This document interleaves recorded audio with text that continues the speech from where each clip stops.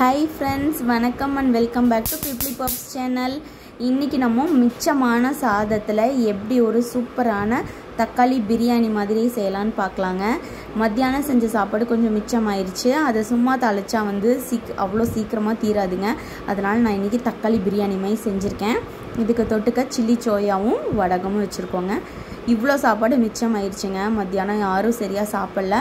அதனால இதை வந்து தயிர் ஊற்றியோ இல்லை எப்படி சாப்பிட்றதுன்னு யோசிச்சுட்டே இருந்தோம். சரி பிரியாணியை செஞ்சிடலான்ட்டு 2 பெரிய வெங்காயத்தை நீல வாக்கில் கட் பண்ணி எடுத்து வச்சுருக்கேன். அப்புறம் ஒரு தக்காளி வந்து வதக்கறக்கு எடுத்து வச்சுருக்கேன். அப்புறம் ஒரு பெரிய வெங்காயம் ரஃப்பாக சாப் பண்ணி வச்சுருக்கு. 2 தக்காளி அரைக்கிறதுக்கு, இஞ்சி வந்து அரைக்கிறதுக்கு, பூண்டு வந்து தட்டி போடுறதுக்காக எடுத்து வச்சுருக்கேங்க. ஒரு மிக்சி ஜாரில் இஞ்சி கட் பண்ணி வச்சுருக்க ஒரு பெரிய வெங்காயம், அப்புறம் 2 தக்காளி எடுத்து வச்சுருக்கோம் இல்லையா, அதை கட் பண்ணி அரைக்கிறக்காண்டி சேர்த்துக்கலாங்க. இவ்வளோ தான் நம்ம அரைக்கிறதுக்கு வேண்டிய மசாலா. இதை நல்லா நைஸாக நம்ம அரைச்சி எடுத்துக்கலாங்க. இந்த மாதிரி அரைச்சி எடுத்து வச்சுக்கலாம். இப்போ நம்ம எடுத்து வச்சுருக்க பூண்டை வந்து நல்லா தட்டி வச்சுக்கலாம்.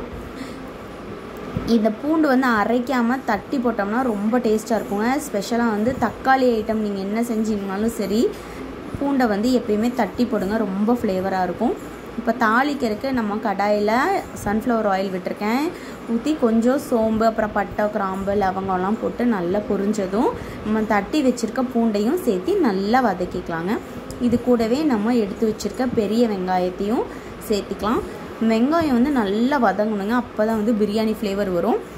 லைட்டாக வதக்கி எடுத்தோம்னா வந்து சாதாரண தக்காளி சாதம் மாதிரி ஆயிடுங்க. அதனால இந்த மசாலா கூடவே வெங்காயம் வந்து நல்லா சூப்பராக வதங்கணும். லைட் ப்ரௌன் கலராக வரட்டுங்க. வெங்காயம் வதங்கிறதுக்கு ரொம்ப லேட் ஆகுதுன்னா நீங்கள் வந்து ஒரு சிட்டிகை உப்பு சேர்த்துக்கலாம். சீக்கிரமாக வதங்கிடும். நான் அதுமாதிரி லைட்டாக உப்பு சேர்த்துக்கிறேன். சேர்த்துட்டு இதை ஒரு 2 மினிட்ஸ் வதக்கிக்கலாங்க. ஒரு மீடியம் ஃப்ளேமில் வச்சு இது செய்யுங்க. அப்போ தான் நல்லாயிருக்கும். ரொம்ப ஹையில் செஞ்சிங்கன்னா தீஞ்சு போயிடும். வெங்காயம் நல்லா வதங்கினதுக்கப்புறம் நம்ம கட் பண்ணி வச்சுருக்க ஒரு தக்காளி சேர்த்துக்கலாம். ஆல்ரெடி நம்ம அரைச்சும் வச்சுருக்கோம். என்ன தான் அரைச்சாலும் தக்காளி ஃப்ளேவர் வந்து நீங்கள் கட் பண்ணி போட்டிங்கன்னா ரொம்ப நல்லாயிருக்கும். இந்த தக்காளியும் நல்லா மசியாக வேகட்டுங்க. நல்லா எண்ணெயெல்லாம் பிரிஞ்சு வர்ற அளவுக்கு இது வந்து நல்லா மசியாக வேகணும். இது நல்ல தக்காளி இது கூட மிக்ஸ் ஆகி வெந்ததுக்கப்புறமா நம்ம அரைச்சி வச்சுருக்க விழுதையும் இது கூடவே சேர்த்துக்கலாம். சேர்த்து நல்லா வதக்கிக்கலாம். இது அப்படியே அந்த தக்காளி பச்சை வாசம் போகிற அளவுக்கு இதை வதக்கணுங்க. அவ்வளோதான். இதுக்கு நம்ம ரொம்ப பெரிய மசாலா ஐட்டம்லாம் நம்ம எதுவும் ஆட் பண்ண போகிறதே கிடையாது. அவ்வளோதான். இந்த அரைச்சி விழுது இது கூட வந்து ஒரு 2 மசாலா மட்டும் கொஞ்சமாக ஆட் பண்ண போகிறோம். அவ்வளோதாங்க. இது நல்லா எண்ணெய் பிரிய வரட்டுங்க. நல்லா தொக்கு மாதிரி வரணும். இப்போ பாதி வந்துருச்சு. இப்போ நம்ம இதுக்கு என்ன மசாலா சேர்க்க போகிறோம்னா, கொஞ்சோண்டு மிளகாய் தூளும் கொஞ்சம் கரம் மசாலா, இல்லைன்னா வந்து மட்டன் மசாலா, இல்லைன்னா சிக்கன் மசாலா ஏதாச்சும் நீங்கள் சேர்த்துக்கலாம். நிறையா சேர்த்த வேணாங்க. இதோட ஃப்ளேவர் வந்து அடிச்சிரும். ஏன்னா நம்ம அரைச்சி போட்டிருக்கிறதுலே அவ்வளோ நல்லாயிருக்கும். நான் இன்றைக்கி 1 ஸ்பூன் மிளகாய் தூளும் 1/2 ஸ்பூன் கரம் மசாலாவும் சேர்த்துருக்கேன். சேர்த்துட்டு இதை நல்லா மிக்ஸ் பண்ணி விட்டுக்கலாம். அது அப்படியே எண்ணெய் பிரிஞ்சு வரும் பாருங்கள். அந்த டைம் தாங்க கரெக்டான ஸ்டேஜு.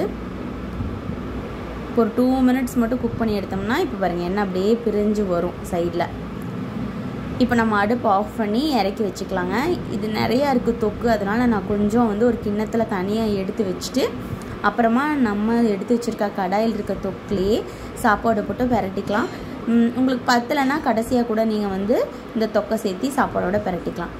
ஆல்ரெடி நம்ம வெங்காயத்துக்கு தான் உப்பு போட்டிருந்தோம். அதனால் நம்ம இந்த தொக்குக்கு உப்பு போட்டு மிக்ஸ் பண்ணிவிட்டு நம்ம கொஞ்சம் கொஞ்சமாக நம்மளோட சாதத்தையும் சேர்த்துக்கலாம்.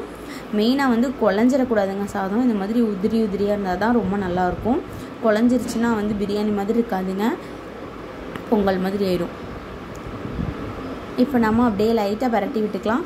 நான் வந்து கொஞ்சமாக தான் சாப்பாடு போட்டிருக்கேன். அதனால் கொஞ்சம் தொக்கு எடுத்து வச்சுருக்கேன். உங்களுக்கு வேணுன்னா நீங்கள் வந்து கடைசியாக கூட பரட்டி பார்த்துட்டு பத்தலைன்னா போட்டுக்கலாம்.